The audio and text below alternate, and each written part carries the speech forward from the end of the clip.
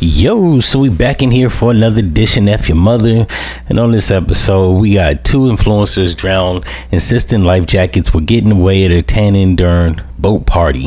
Right, so it says two influencers are dead, refusing to wear life jackets on a speedboat that sank on the Brazil coast because they didn't want the safety gear to ruin their tans in the photo. Now ruin the rest of their life. Says Aline Tamira Moreira de Amorim, 37, and Beatriz Tavares de Silva Faria, god damn, they got some long ass names, 27, ignore pleas to wear their life preservers when an overcrowded boat taking them back to shore from a yacht party capsized on the rough waters of Devil's Throat along the Iguara River, according to local reports. Ironic, Devil's Throat.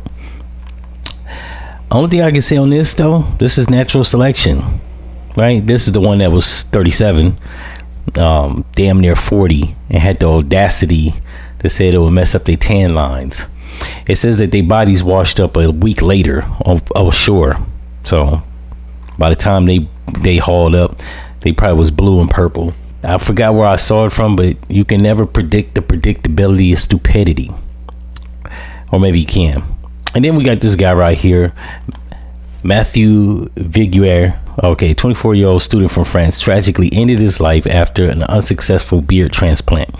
He had undergone the procedure in Turkey, drawn by the lower cost compared to similar options in France, only to discover afterwards that the person performing the operation was a real estate agent, not a licensed surgeon. When Matthew learned that the damage to his scalp would likely be irreversible, he fell into a deep despair, ultimately leading to his decision to take his own life. Now, this is another case of natural selection. You see a picture right here. Right? They, I guess, went to transplant hair from his head, his scalp, and put it on his face. Why anybody would want to do that? And they make creams that grow the hair on your face faster. But never let stupidity get in the way, or logic get in the way of a good scam. So my man decided to take himself out. Now he was 27 or 24, and I got some family members and friends that lost their hair around 26, 27, 28. And while I haven't lost my hair and I'm 41, yeah, it's a depressing thing. However, it's not that depressing where you got to take yourself out. But he felt the need to unalive himself. And the way I feel about it, we need to make room for people that deserve to be here. And my thing with it is, while mental health or mental illness is a serious issue, why stay in the way of somebody that want to leave?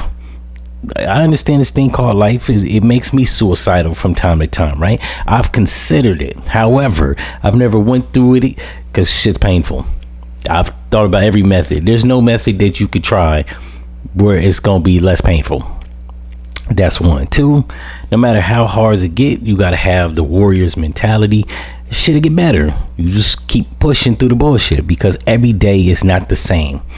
Unless you're a crackhead, then you got other issues.